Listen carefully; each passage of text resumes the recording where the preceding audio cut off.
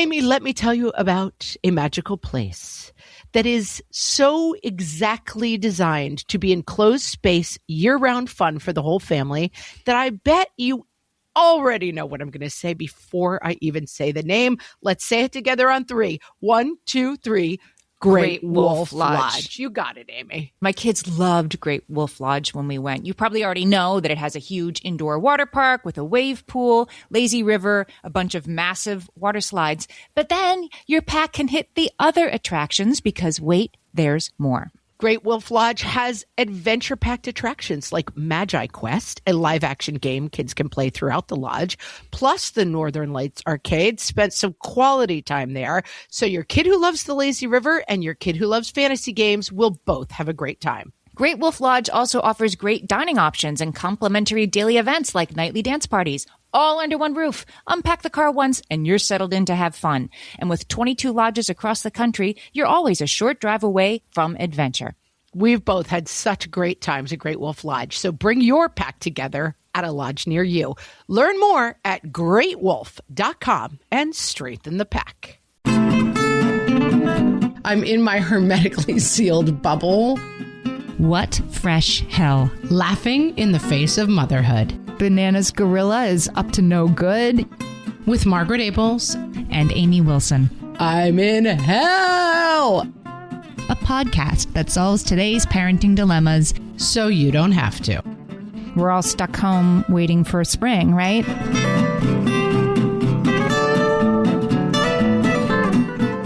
Hello, everyone, and welcome to this episode of What Fresh Hell? Laughing in the Face of Motherhood. This is Margaret. And this is Amy. And this week, we're talking about how it takes a village, but we're doing it alone.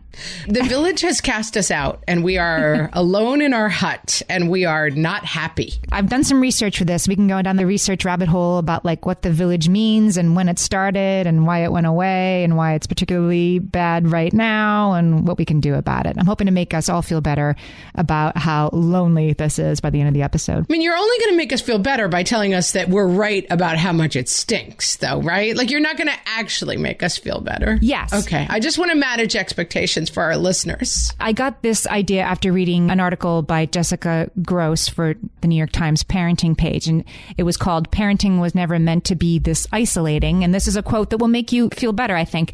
Throughout basically all of human history, she says, parents have never ever raised children in isolated nuclear units the way we have been doing for much of 2020 with little to no hands-on family or community support.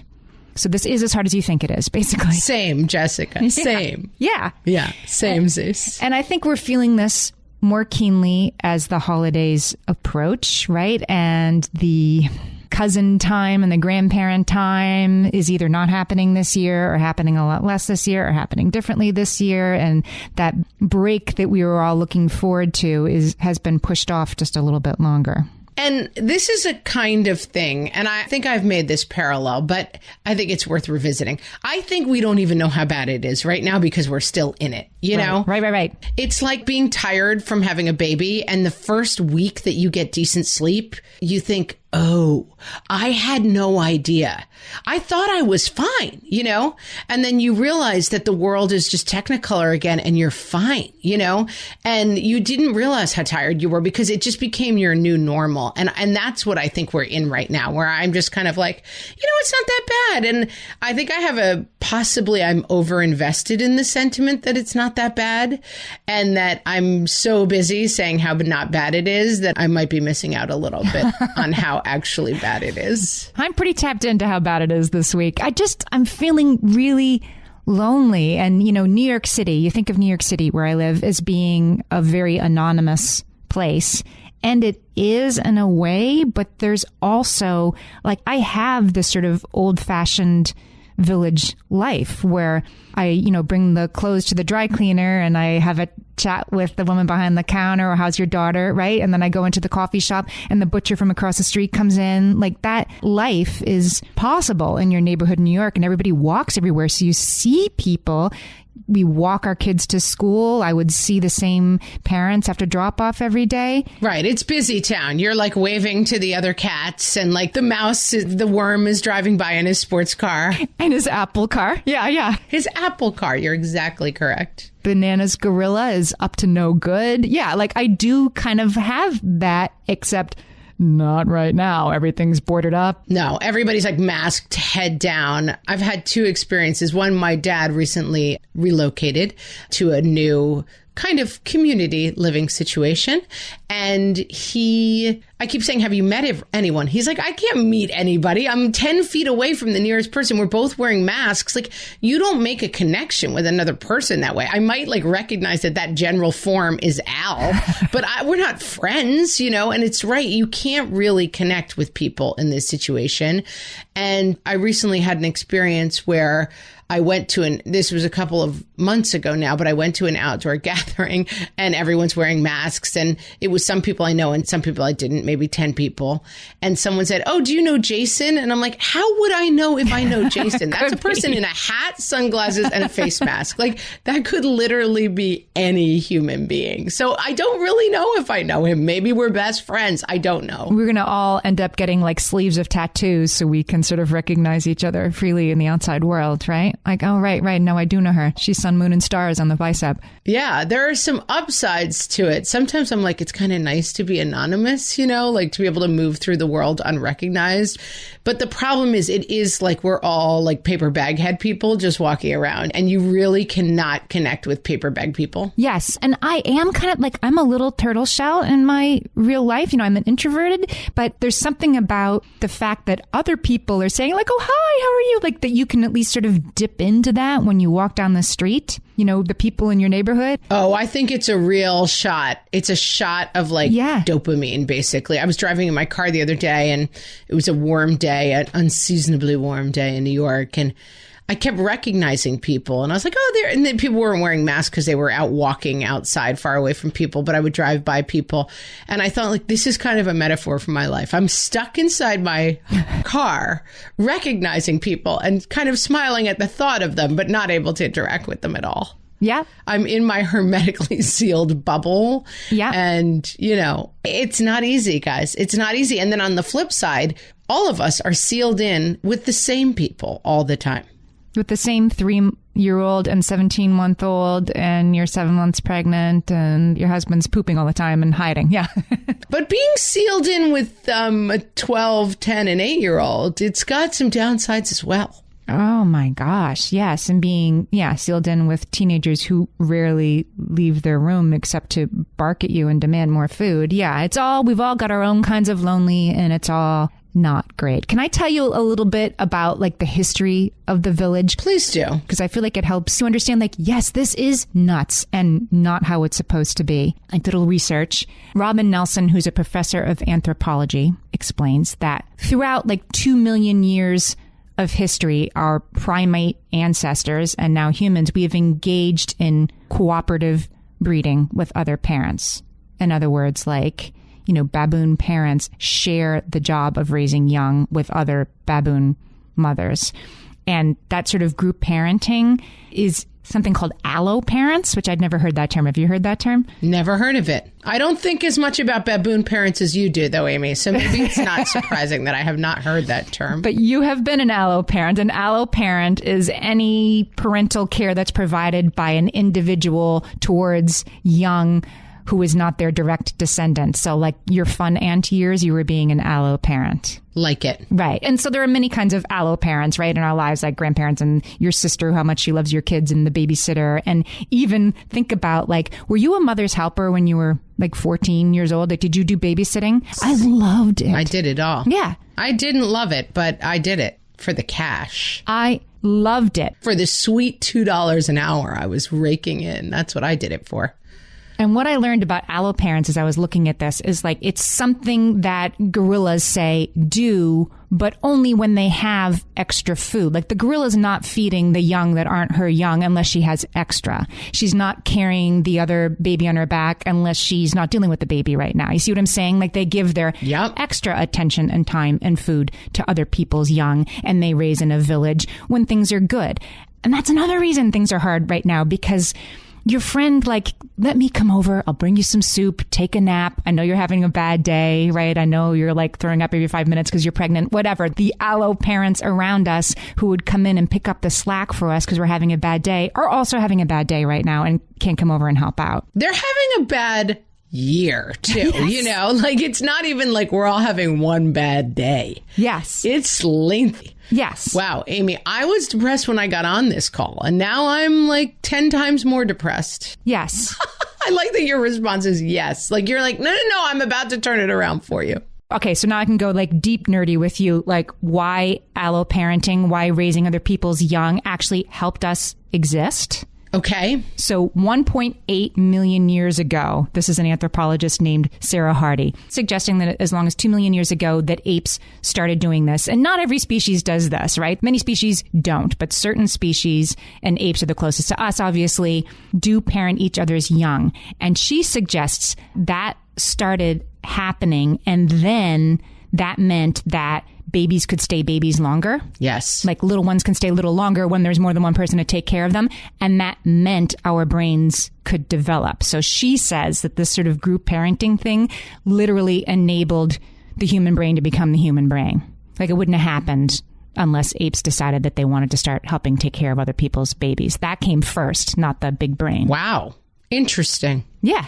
I think as we move into our human counterparts too, I mean, it just gives you an opportunity. I think of all the hours I spent with my friend Alex out on this playground in Los Angeles and our, what do we have, 4-5 kids between us. It gives the kids an opportunity to socialize, and it gives the moms an opportunity to like keep their mom brains activated. Ay. Yes. For moms, right. It helps us conserve energy. It helps us get more nourishment. It helps us get more sleep. It helps us remain safe from predators. Like, talk about biological imperative. Like, this is good, of course, for the kids, but it's definitely also good for the parent. Like, we actually live longer when we do this than when we don't. Yes. So how do we create this sense of village in a time when we're cut off? Because if there's anything that reading up on this has taught me, it's like, yes, this isn't supposed to be this way, and it's not good for us for it to be this way. So we have to do something about it. I have developed the skill over my long lifetime, Amy, that one of the things I find the most helpful thing to say to moms who are struggling is, you should be struggling. That sounds really, really hard. Right. That stinks. You are in over your head. And I find that people often are like, thank you so much for saying that. Like, they don't want someone to tell them, like, buck up, it'll be fine. All moms go through this. They want someone to say, this is hard. Oh, are you watching The Crown? Everyone's watching The Crown, Amy? Yes, I'm watching The Crown. It's Charles and Diana. We just watched an episode, but like their basic whole dynamic is like, I want someone to tell me that I'm good.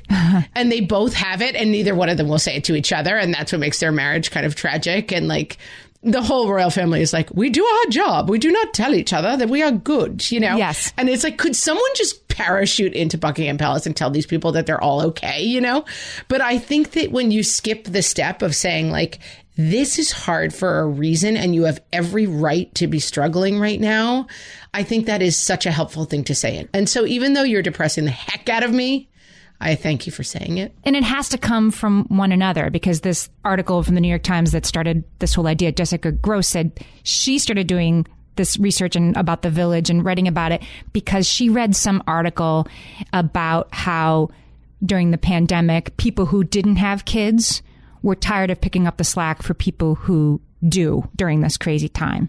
Because like, oh, please, like you're home with the baby, like you get to hang out all day. And it was, a group of people who don't really get what it's like to be a parent during a pandemic saying like, come on, this is ridiculous. It's not that hard. And why should they get all the attention and support?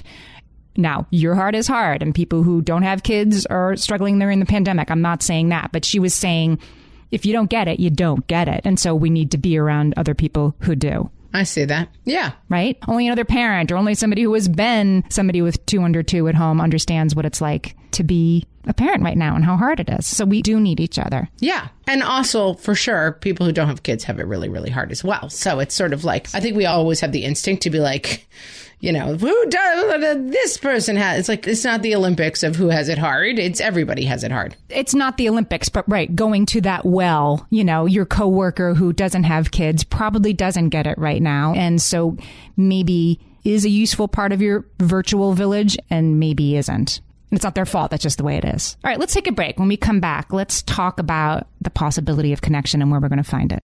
For some of us, tax season is one of the only times that we look at our finances fully. And once it's over, well, that was terrible. And it is completely understandable not to want to think about it for another whole year. But using Monarch and being intentional with your finances in an ongoing way helps you see where your money is going and how you can put your refund to best use. We are here to tell you, simplify your finances with Monarch. Monarch is the all-in-one personal finance tool designed to make your life easier.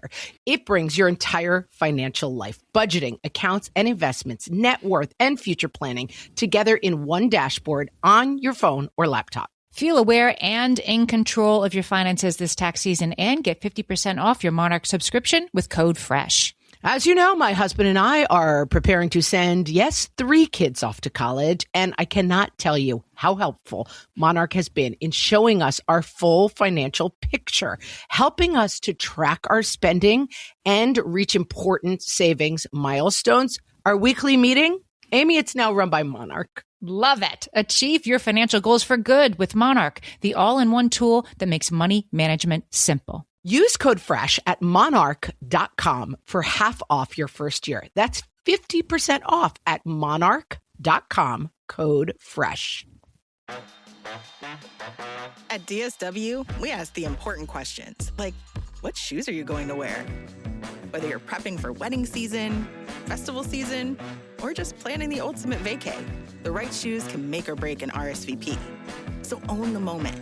You've got big plans, and we've got just the shoes. At the perfect price, of course. Get ready to get ready with Designer Shoe Warehouse. Head to your DSW store or DSW.com today and let us surprise you. Amy, we're back. Who are we connecting with? Please tell me quickly. I'm only connecting with my husband and my 3 children, and they're like, leave me alone, weirdo. Not only do we get judgment for saying that this is hard from people who say from the outside, Julie, it doesn't seem like it would be that hard. I'd love to hang around with the baby all day, whatever. There's also judgment, I think, in where we as moms find connection. This was a scary mommy quote that I saw sort of all over the internet being shared over and over again. Not everyone has help from grandparents, family members, or friends, and not everyone has a village to turn to for support. Some of us find solace inside our phones, in virtual mom groups, or parenting pages. Not all support looks the same, and every bit counts. I felt like I needed to read that. True that. Right? Just look at our Facebook group. Yes. Everyone's helping each other out. Yeah. I mean, maybe we're preaching to the choir, right? But that Facebook group it's a safe space. And people who are spending more time on Facebook right now need to spend more time on Facebook right now. They're not neglecting their children. They're drawing mental health support. Yeah. I think this is something that used to be more of an issue than it maybe is now, that I feel like people understand a little bit more, that the virtual world exists to support people. And there are people, I wonder if it's easier. Let me posit this aloud, Amy. Do you think it's easier for people who were relying more on virtual help beforehand? Could be. I don't know. I feel like, I have virtual support and I have in-person support. I've said this before and it may be wrong. I feel that this is extremely hard on me mentally because I am a person who is I like connecting with strangers all day. Yes. That's my whatever. It fills my love tank. I like to talk to the guy at the grocery store. I like to talk to the taxi driver.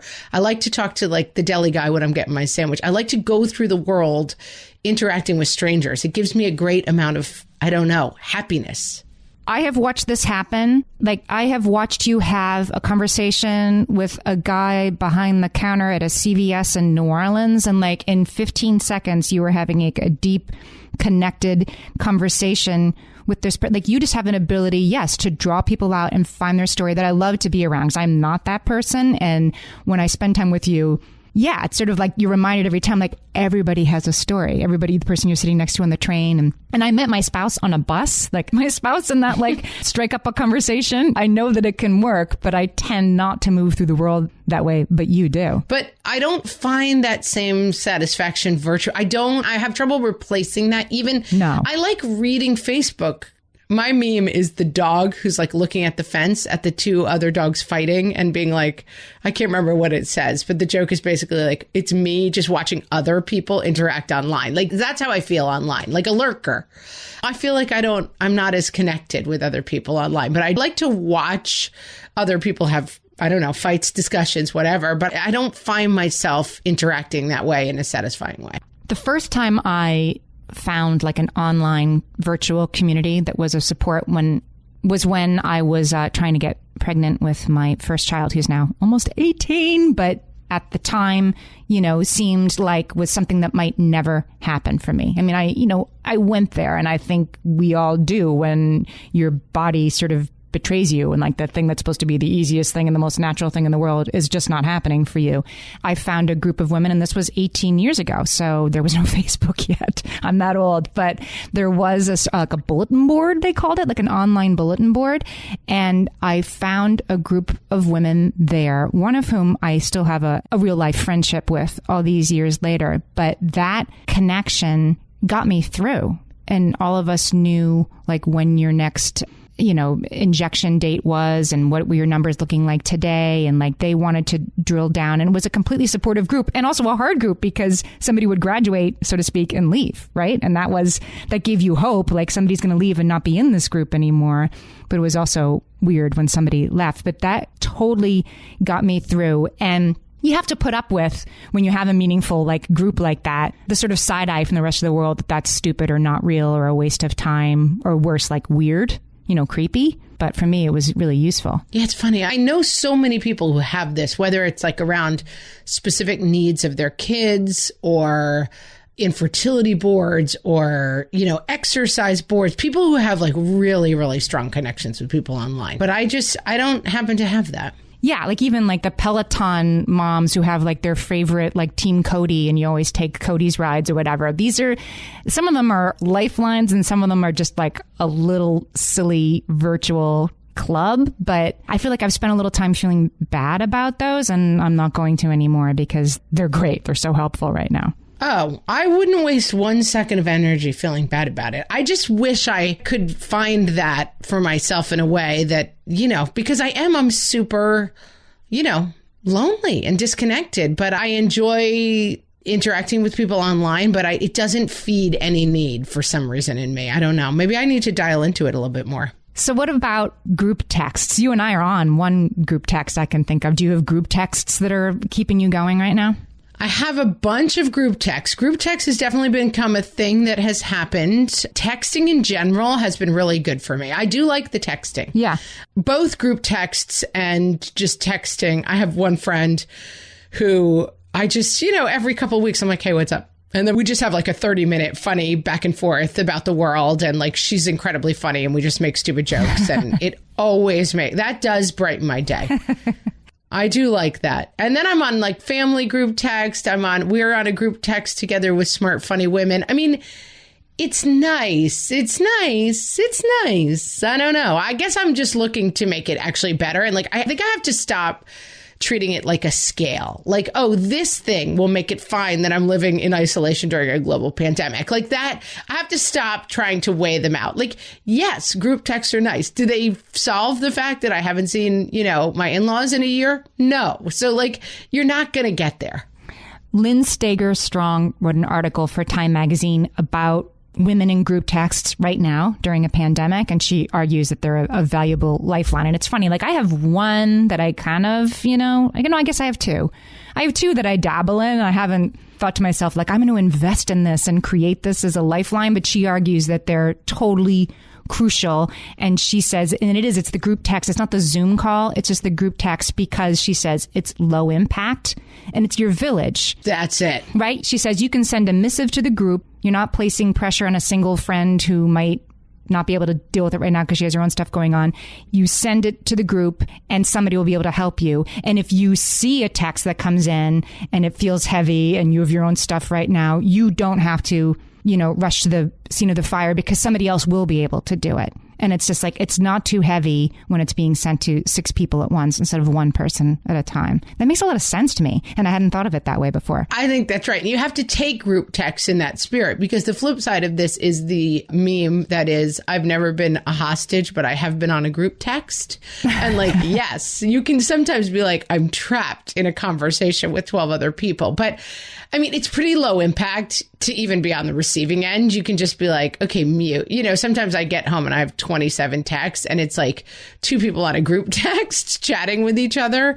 And I feel like we've come to accept group texting. That, like, I feel like back in the day, I might have been like, oh, I've been assaulted by 27 texts, but it's fine. You can just move on with your day, actually.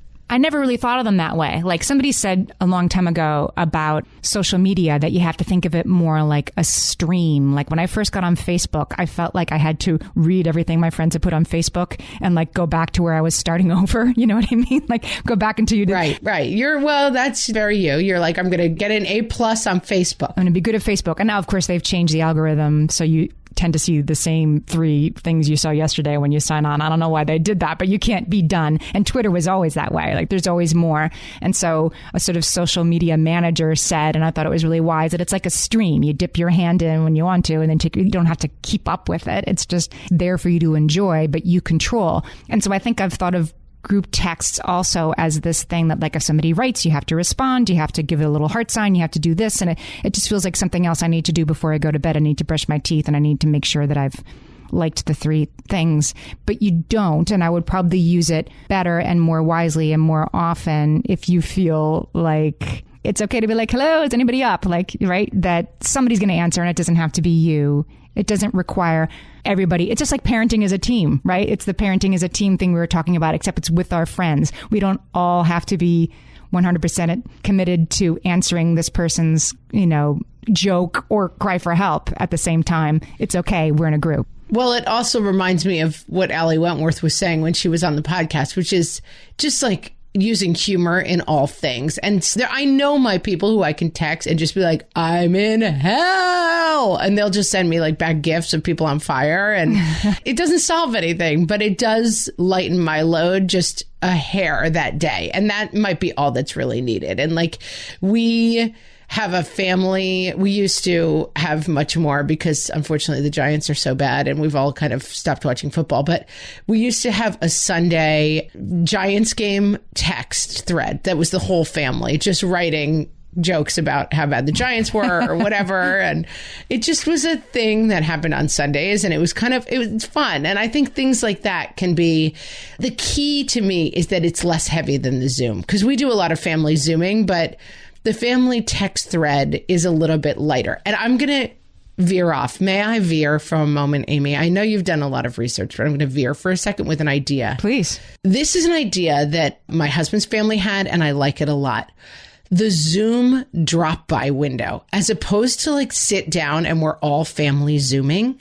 So like we did this on Thanksgiving, right? It's like, it's just 3 hours. And if you're cooking or you happen to be you could drop by the Zoom. There's 14 people on it. And maybe you go and nobody's there, but maybe you go and one other person's there, but you're doing other things. It's a little bit less heavy than the full Zoom. Does it make sense? Yes. The Zoom 3-hour window.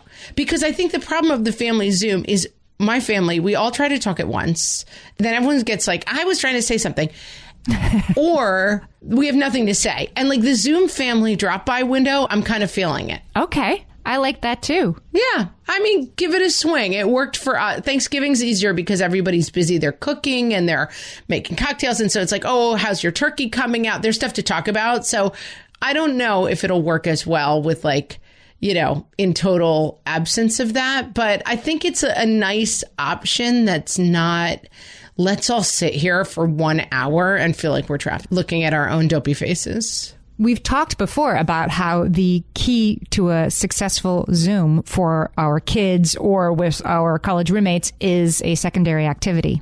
right? Is the virtual escape room, or grandma's going to read you this bedtime story over Zoom, that when we just kind of sit there and look at each other and like, okay, I ran a 8-minute mile today. Like, I don't know. It's just a weird, you feel like it's weirdly formal and you have sort of newsy updates, and we don't have newsy updates. We're all stuck home waiting for spring, right? It takes the pressure off it. Amy, winter hasn't even started yet, but I like that you're waiting for spring. You're like, we're waiting for spring. Oh, yes. I'm already looking forward to April. Getting a head start on waiting for spring, Amy. All right, we'll be right back. My favorite skincare products actually feel more like self-care, like they're so nice to put on and they smell so good that I'm actually happy when I get to that part of my day. And I swear that is how I feel about Osea's anti-aging body balm. Amy, you are usually the lotions and potions queen on this podcast, but I have to say, hard agree. Osea's anti-aging body balm is a liquid silk body balm that combines the lasting hydration of a lotion with the firming power of a serum, leaving skin smoother and firmer. This body balm is clinically tested and designed to deliver visible results you can see and feel. So we've gotten to use this product for a couple of months now, and I swear I have really noticed firmer and smoother skin, like on the back of my hands. It's like getting a mini spa treatment from head to toe. Get a spring-worthy glow with clean, clinically tested skincare from Osea. And right now, we have a special discount just for our listeners. Get 10% off your first order site-wide with code FRESH at OseaMalibu.com. That's 10% off your first order with code FRESH at OseaMalibu.com. All my kids learned to swim when they were little. It was super important to me that they be confident and safe in the water.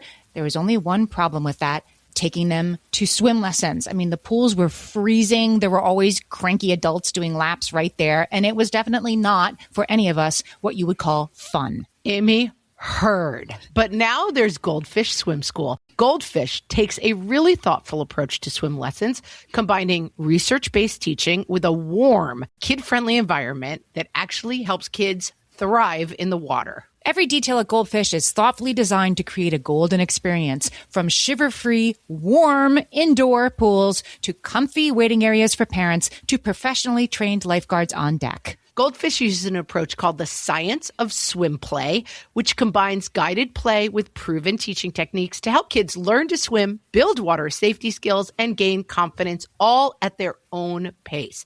Lessons are designed to meet kids exactly where they're at. If you've been thinking about swim lessons or just wondering where to start, this is a great opportunity. Right now, Goldfish Swim School is offering a waived membership plus your child's first lesson free at participating locations. Just visit goldfishswimschool.com/free to find a location near you and enroll using promo code FREE. That's goldfishswimschool.com/free, promo code FREE.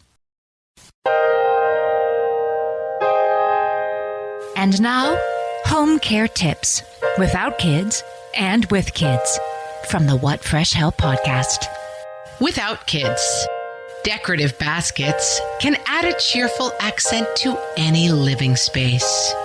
With kids, Decorative baskets are literally your only hope of ever seeing your living room floor again. Just keep buying those suckers.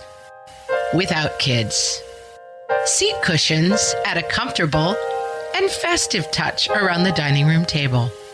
With kids, Seat cushions are definitely where your kids are hiding their unwanted vegetables. You need to check those things after every meal. without kids, the principles of Feng Shui suggest that placing a plant in the corner of a room can serve to draw in the positive energy. With kids, The way potty training's been going suggests that that puddle in the corner, it's definitely pee. without kids, consider a white sofa for a clean, elegant addition to your living room. With kids, Literally, never consider a white sofa. Seriously, if you have to think, are the kids old enough for a white sofa? Then guess what? They're not. without kids, framed prints are great for adding that pop of color to any room. With kids, Oh, you want a pop of color? Well, it's your lucky day. Your 2-year-old found a Sharpie.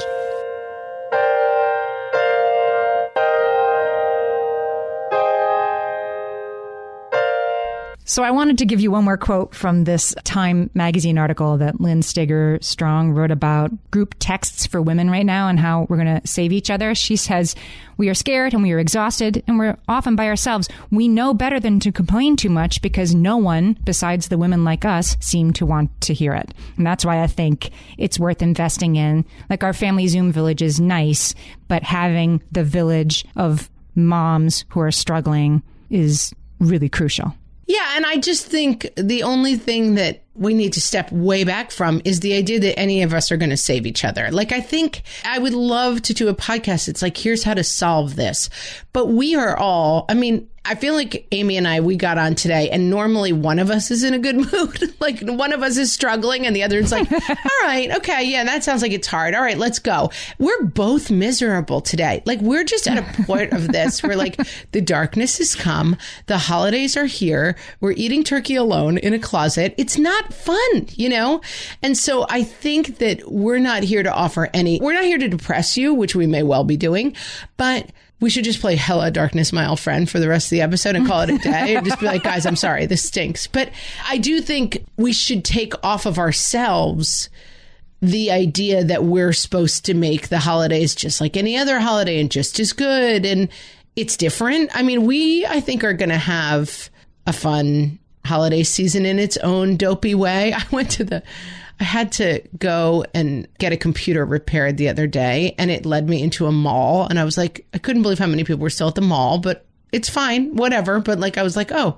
And then there was the mall Santa in the mall with a mask on. What? And then the kids were standing 6 feet in front of Santa, and Santa was just hanging out in the background. And I was like, I think we have to call some things. I think we have to just be like, we can't make everything the same. It's okay. It's okay to not have a mall Santa. We can skip this, guys. It's at a certain point, not skipping it becomes more depressing than skipping it, you know?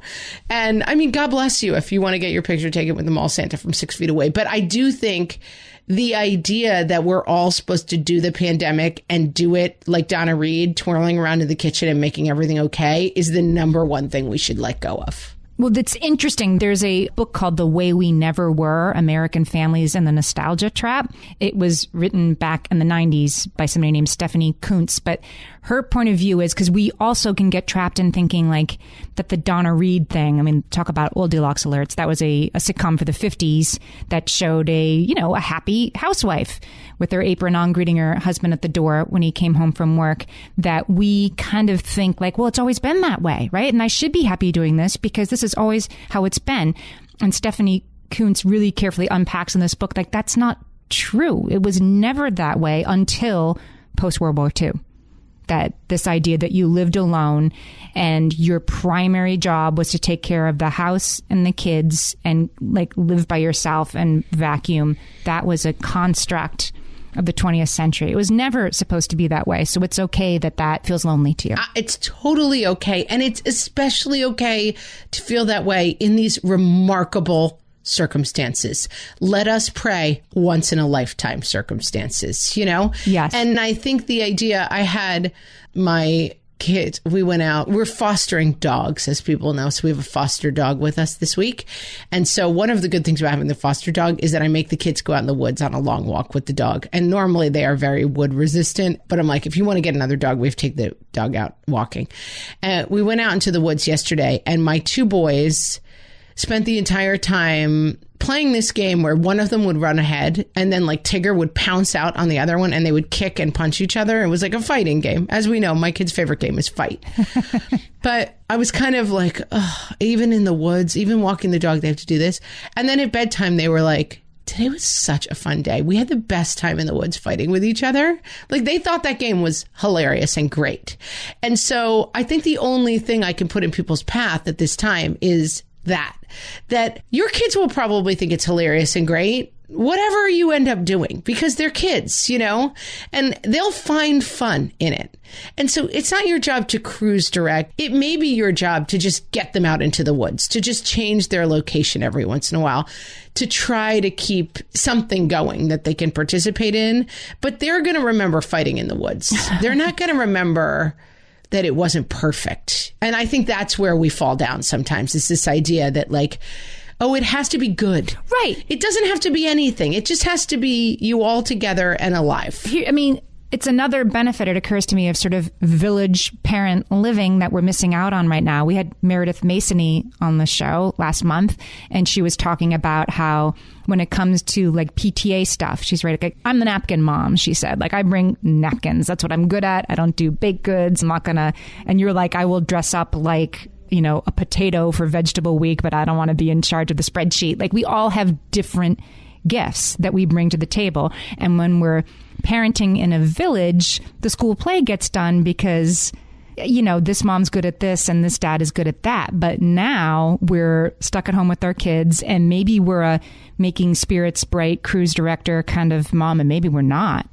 Right. But we all feel like we're supposed to be all the moms right now instead of just the kind of mom we're good at, which in normal times is enough to get us through because there's other moms around.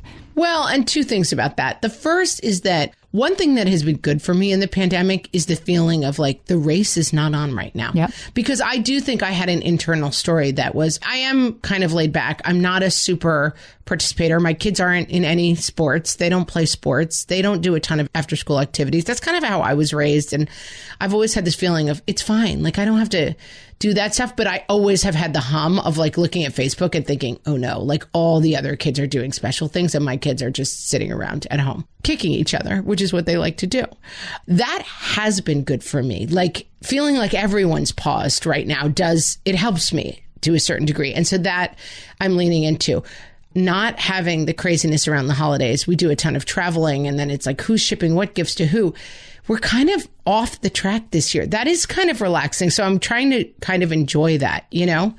And then the other thing is that I think that this idea of virtual community is you have to listen to your needs a little bit. So I have a friend who has a beautiful outdoor fireplace, and she's put some heaters around, and it's pretty comfortable. Like, we can sit out there if it's 35 degrees outside.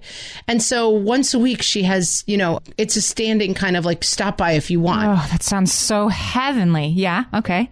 Yeah, it's pretty heavenly. And then probably everybody else doesn't have it. But I have another friend who has a yard. She needed help with her dog the other day, and we happened to be free. And I was like, my kids would love to come to your yard and play with your dog. That would be their best day.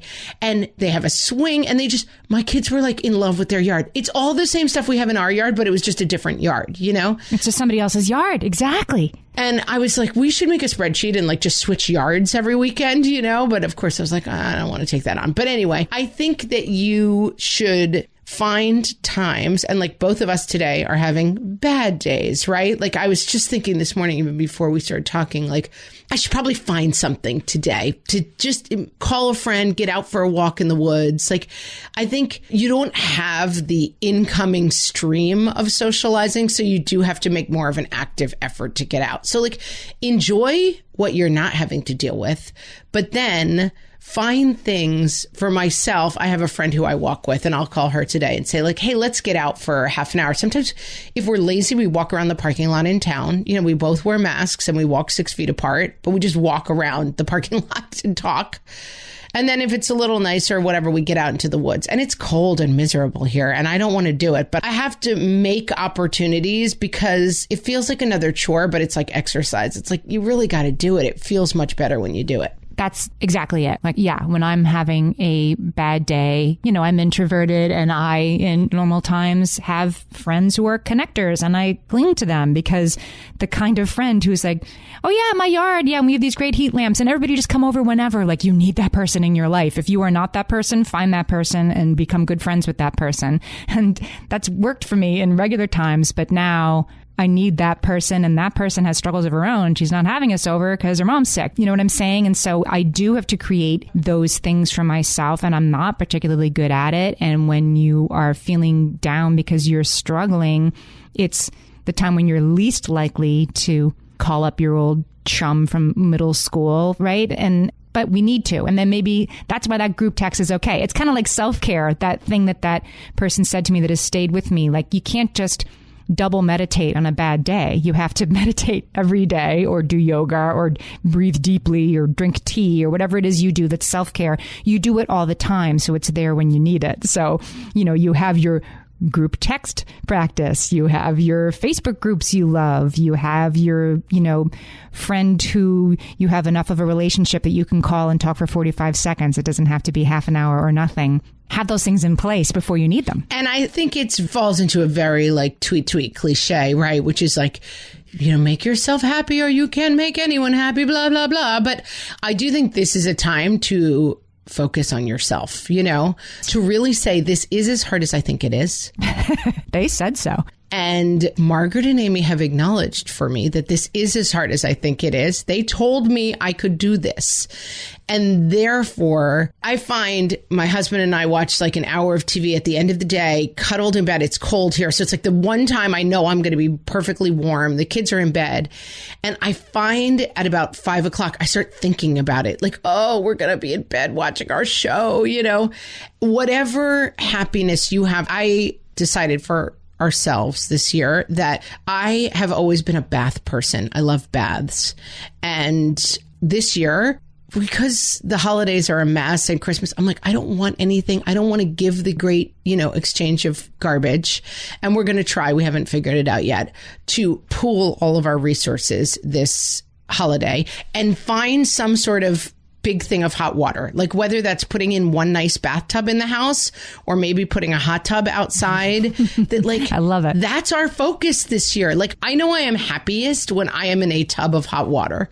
And so however we can make that happen, but that's me saying to myself, how am I going to do this? And I realized that's probably for us a couple of $1,000s investment. And I don't want anyone listening to be just spend thousands of dollars and make yourself happy. But I do think the process of saying what is the happiness I can claim for myself this year in these desperate situations and trying to find that. And sometimes for me, that's just, I'm going to Danish baby, wrap up, sit by myself outside with a cup of hot tea for 1 hour and no one is allowed to talk to me, whatever it is.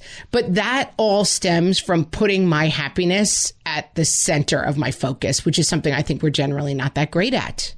Whatever it is, you don't apologize for what it looks like, right? I'm going to take an hour off and go sit outside and you can be in charge of the kids for a while, or you're taking a long bath, or you're on Facebook rather more than your partner thinks is necessary. It doesn't matter. Whatever you're using to get by right now, if it's centered in self-care and happiness and other people when that's possible, then don't apologize for what that looks like because you need it. And I feel like it veered a little bit off, Amy, what we started to talk about. We're doing this alone, but I think it is, I think for me, I have finally discovered that there's no amount of Marco Polo house party Zoom thing that is filling the need that I have to be connected with people.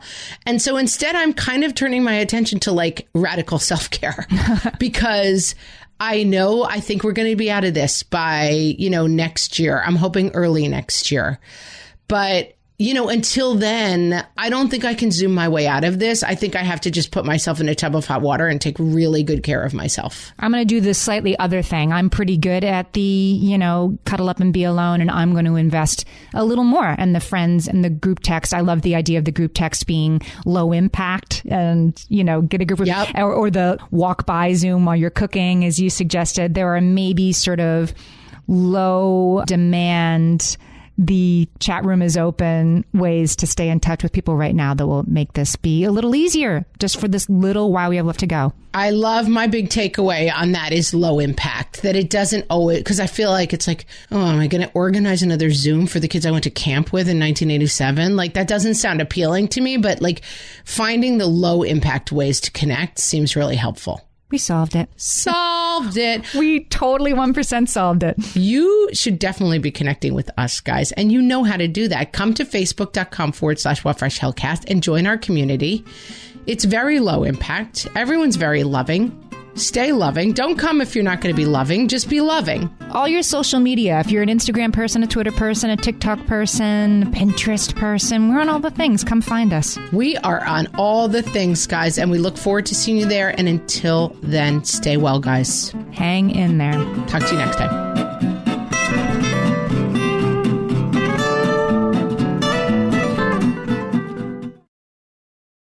This is a Monday.com ad. The same Monday.com designed for every team. The same Monday.com with built-in AI, scaling your work from day one. The same Monday.com with an easy and intuitive setup. Go to Monday.com and try it for free.